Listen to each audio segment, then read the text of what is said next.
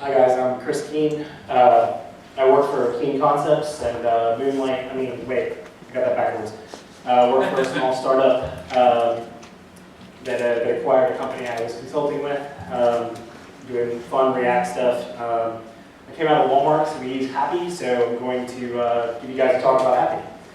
So let me actually pull up my talking points. And so I'm going to save the why another Express framework thing for beers. So if you guys are all guys and gals going to beers, we do that then. So the things that I really like about Hapi are, we can actually just compose plugins. I'm going to show you briefly and then let you poke around in the GitHub repo that I created, that you can just sort of assemble a bunch of plugins. And what was cool about this at Walmart was that we could sort of share resources across groups. So if another part of the company wrote something that was really cool, we're just like, hey, can you toss me that plugin? Or better yet, can you just give me the repo name so I can go npm, install it and save it and use it? So very briefly, I'll show you actually one of the modules that has been written at Walmart is called Glue, which just sucks all those things together and glues them together. So essentially this plugin infrastructure, I'm just going to show you a couple really quick ones. There's a proxy one called H2O2. I do not know why they chose hydrogen peroxide to this day. I had to look that one up. So then static. So Express has this concept of serving static files. Obviously, it's really hard to have a modern day server without being able to serve static files. It's not built in though, because you might just want just the proxy or just the, Hapi's not opinionated about how you build your server. And finally, I didn't put this example in here, but I think this is one of the things that Hapi did really well, that I've really enjoyed when I work with it, is views. So essentially, you can suck in any JS template language and then just render it on the server. Obviously, at Walmart, we're all using React, so it's not quite as straightforward as that. But when it started, it's a really cool thing. And again, it's an externally maintained module, so you don't have to use it if you don't want. And then there's a bunch of community plugins. I'm going to show you guys, not actually show you, but I'll just show you what Blip does. Everything in the Hapi ecosystem, the reason it's called Hapi is for Happy, Happy, Joy, Joy. So those of you remember Ren and Stimpy. Everything is based off Ren and Stimpy, which is something I also like about Hapi. But so there's this thing called Good. It handles all your logging, and then it has adapters for whether you want it to go to console, you want it to go to file system, you want it to go to a network. Like a post request or something like that.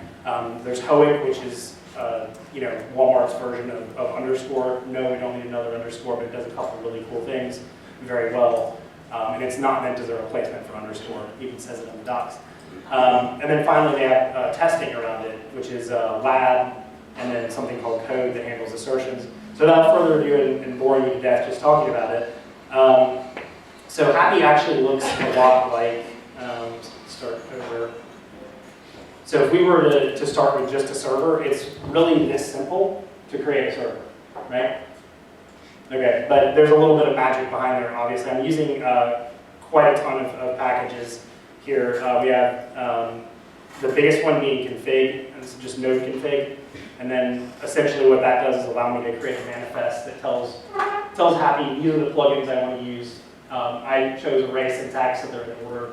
There's a caveat I can talk to you about over beers about that, but this is really good to start Hapi. This is all the community plugins: Blip, H2O2, NERP. NERP handles the static files. H2O2 handles proxy, and then JSON fixtures is the one I wrote, and then static is another one I wrote. So to kind of show you what those two look like, it's really small on my screen, so I apologize.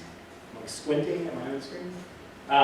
So, like I said, Happy, Happy, Joy, Joy. Joy is a library that looks a lot like if any of you guys have used React. It's like React prop types, except it's arguably a lot more robust.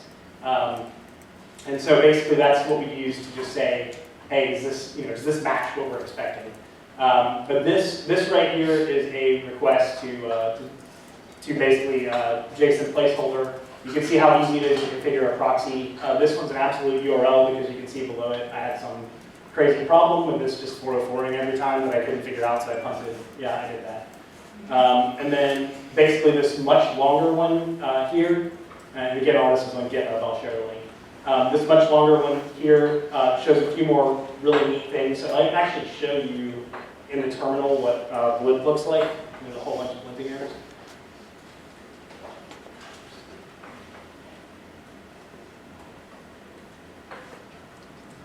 And so essentially, blip gives you this really neat syntax where it says, hey, this is a GET request. If you type this into your browser, then I'm going to proxy request JSON placeholder. So if we actually try that right now.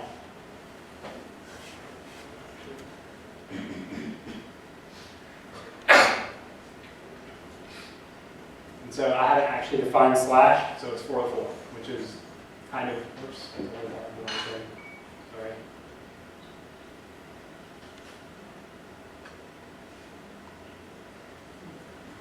And so I don't know how many of you guys are familiar with JSON placeholder, but it's something I like to use a lot when I'm just working with, dumb fixture data.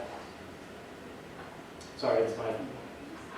And so you can see there, I'm now serving from my server JSON placeholder. So a slightly more interesting example is the GitHub one that I started showing you. I'll quickly show you the code and then go back to show you. But so there's a lot of things that are going on there that I wanted to show you first. So description, you actually get that in Blip, so that's where this little yellow text comes from. It reads in what the request type is and what the path is, and then puts together this pretty little routing table every time you start your server. So that's what Blip does. And then, so this validate is actually part of Hapi, and so essentially I'm just telling it, I want to make sure that my parameters have a query parameter, and it looks like this. This is where I said it's a little bit more robust. You can see I can even provide examples, and I link to the actual GitHub URL there that I use. And then basically, like I said, proxy is one line there. You could go absolutely freaking nuts and do something crazy like this, where you're like, hey, I want to actually format this URL to GitHub. I want to use, we use a library called rec to do curl requests, essentially. And so then you configure rec, then you call it rec.get, and then you do all the fun error handling and stuff like that. And finally, you can return it with your response, your payload and your response code. The other really neat thing about Hapi is if it's an object literal, it automatically serializes it to JSON for you. You don't have to think about it. And then ultimately, we just return next. This is how Hapi knows to register the next plugin. So you remember that array I showed you earlier? That's how it knows to go on. So, all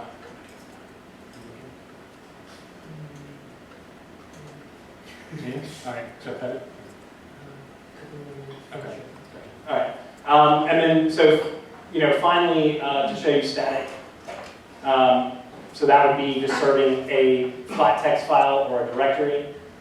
Looks very similar. The other part I forgot to show you is you can actually specify your dependencies down here. So this will tell Hapi to explode if it doesn't get one of its dependencies. So I need inert because inert gives me the directory handler on top of this. So I just tell it down here, that's one of my dependencies in an array, and I move it. I can also tell it the name of the plugin down here. This allows me to do things later, like in the server, to look up one of my, look up something specific about a plugin. There's a whole bunch of other stuff. You can tie into the request lifecycle. You can do things like server.expose, which essentially creates a super global, which you usually don't want to do, but there's all these crazy times where you're just like, scrap won't work unless I do it this way. So anyway, I mean, I find it to be really enjoyable and very powerful. Obviously I'm not going to tell you stop using Express today, but if it's piqued your interest and you want to talk to me about it at happy hour, come see me. And I'm going to publish one last thing. I didn't get time to finish it, but it has its own test framework as well. You can obviously use Mocha if you want. There are people that do that, but the guys at Walmart wrote one. It's really robust. Love that word. Great Dilbert cartoon over that. So check that out in the GitHub repo, and thank you guys for your time.